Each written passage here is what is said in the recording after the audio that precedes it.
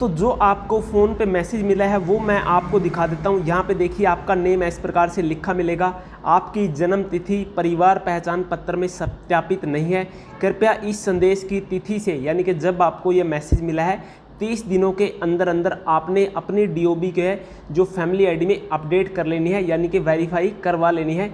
निर्धारित अवधि में अगर आपने सत्यापन नहीं हुआ तो आपकी फैमिली आईडी से संबंधित जितनी भी सेवाएं हैं, जितने भी आपको लाभ मिल रहे हैं गवर्नमेंट द्वारा, चाहे आपकी पेंशन हो, चाहे किसी भी प्रकार का लाभ ले रहे हो, वो आपका प्रभावित हो सकता है, वो आपका रोका जा सकता है।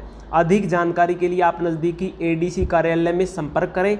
हरियाणा परिवार पहचान प्राधिकरण हरियाणा सरकार द्वारा यह मैसेज भेजा गया है और मैं आपको न्यूज़पेपर की कटिंग भी आपको दिखा देता हूँ। पत्र में दर्ज जन्म तिथि संबंधी रिकॉर्ड को सही या अपडेट रखने के लिए विशेष एक सत्यापन प्रक्रिया है वो शुरू की है, यानी कि एक अभियान स्टार्ट किया गया है। सरकार की जितनी भी कल्याणकारी योजना है उनका लाभ प्राप्त करने वाले नागरिक हैं जिनकी जन्म तिथि सत्यापन यानी कि वेरीफाई नहीं है और उनको अपनी वेरीफाई करवा लेनी है।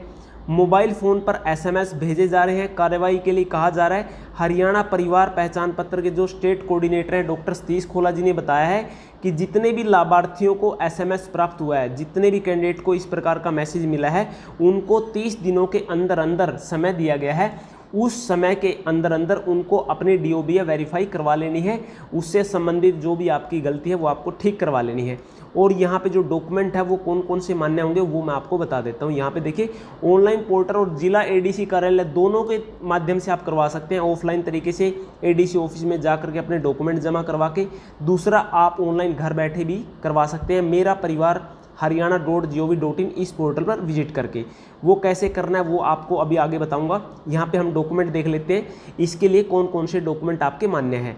सबसे पहले जन्म तिथि वेरिफिकेशन के लिए जन्म प्रमाण पत्र, या फिर आपके पास स्कूल लिविंग सर्टिफिकेट हो, या आपकी 10वीं का प्रमाण पत्र हो, 2019 का वोट कार्ड यानी कि 2019 या उससे पहले का आपके पास वोट कार्ड आईडी बनी हो, या फिर आपके पास जो पेंशन पेमेंट ऑर्डर होता है पीपी होता है यानी कि वो आर्मी वालों के लिए होता है, तो वो डॉक्यूमेंट लगाकर भी आप अपनी डीओबी वेरीफाई करवा सकते हैं। किस प्रकार से करना है वो भी हम ऑनलाइन पोर्टल पर चलते हैं और आपको मैं दिखाता हूँ किस प्रकार से आपको करना है।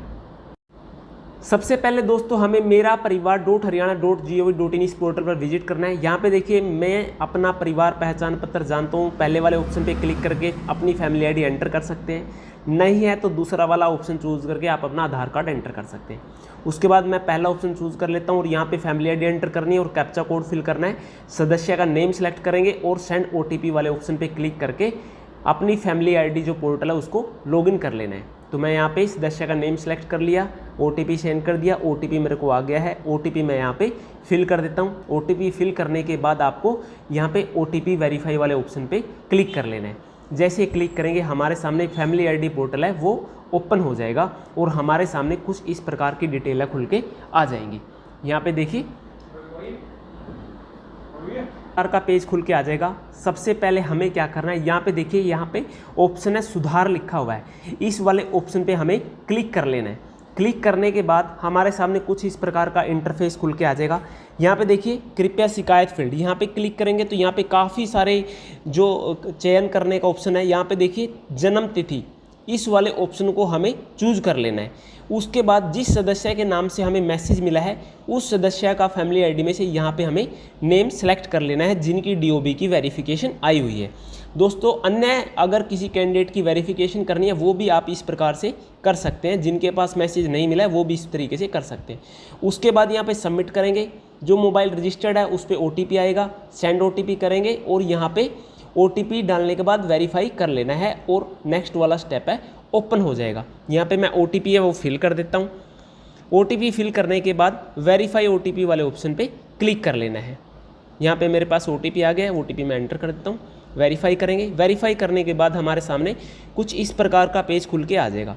यहाँ पे देखिए डीओबी ओल्ड, जो हमारी फैमिली आईडी में डीओबी है वो यहाँ पे शो हो जाएगी, वो आपकी डीओबी पुरानी वाली शो कर रहा है। उसके बाद जो डॉक्यूमेंट है यहाँ पे लिस्ट दी हुई है डीओबी वेरीफाई सपोर्टिंग डॉक्यूमेंट। सबसे पहले discharge certificate issue bye armed force, वो मैंने आपको बता दिया था। Birth certificate, school leaving certificate, 10वीं का सर्टिफिकेट, या आपके पास पासपोर्ट या आपकी वोटर आईडी जो 2019 या उससे पहले की आपके पास बना हुआ हो, ये आपके डॉक्यूमेंट वैलिड हैं DOB वेरीफाई के लिए। उसके बाद हमें क्या करना है, ये डॉक्यूमेंट की लिस्ट चेक करने के बाद जो डेट ऑफ बर्थ आपके डॉक्यूमेंट में है वो यहाँ से सिलेक्ट कर लेनी है। जैसे कि आपकी बर्थ सर्टिफिकेट में जो DOB है, या फिर आपके जो SLC में DOB है, या आपके वोट कार्ड में है, या आपके पासपोर्ट में है, वो डेट ऑफ बर्थ यहाँ पे चूज़ कर लेनी है। चूज़ करने के बाद यहाँ पे मैं DOB है सिलेक्ट कर लेता हूँ। Search compare in Haryana record, यहाँ पे क्लिक कर लेना है। क्लिक करने के बाद यहाँ पे आ जाएगा सेलेक्ट सपोर्टिंग डॉक्यूमेंट टाइप, आप क्या डॉक्यूमेंट दे रहे हैं, इनमें से जो भी डॉक्यूमेंट आप दे रहे हैं वो यहाँ से सिलेक्ट कर लेना है। जैसे मैं यहाँ पे वोटर ID सिलेक्ट कर लेता हूँ। यहाँ पे लिखा हुआ है date of birth in certificate, भाई जो सर्टिफिकेट आप दे रहे हैं उसमें आपकी डेट ऑफ बर्थ क्या है वो यहाँ पे फिल कर लेनी है। उसके बाद लिखा हुआ है as in voter card if DOB not mention, अगर date of birth vote card में मेंशन नहीं है, क्योंकि काफ़ी ऐसे वोटर हैं जिनमें डेट ऑफ बर्थ मेंशन नहीं है, तो वहाँ पे जो एज लिखी होगी वो एज हमें यहाँ पे फिल कर लेनी है। ठीक है, फिल करने के बाद आगे लिखा हुआ है फादर या फिर स्पोज नेम, या तो अपने पिता का नेम या फिर हस्बैंड का नेम है, वो वाला हमें नेक्स्ट वाले स्टेप में क्लिक कर लेना है। यहाँ पे मैं DOB के अनुसार जो एज हो गई है वो फिल कर लेता हूँ। यहाँ पे फादर नेम या हस्बैंड नेम जो आप चाहो वो फिल कर सकते हैं। उसके बाद यहाँ पे फादर या फिर हस्बैंड का आधार नंबर है तो फिल कर सकते हैं, नहीं है तो आप इसको खाली छोड़ सकते हैं, ये मैंडेटरी नहीं है।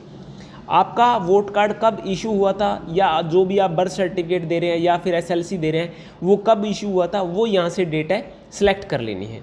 चलिए मैं ऐसे डेट है वो सिलेक्ट कर लेता हूँ। उसके बाद वोटर ID नंबर, यहाँ पे जो वोट कार्ड का नंबर है वो यहाँ पे फिल कर लेना है।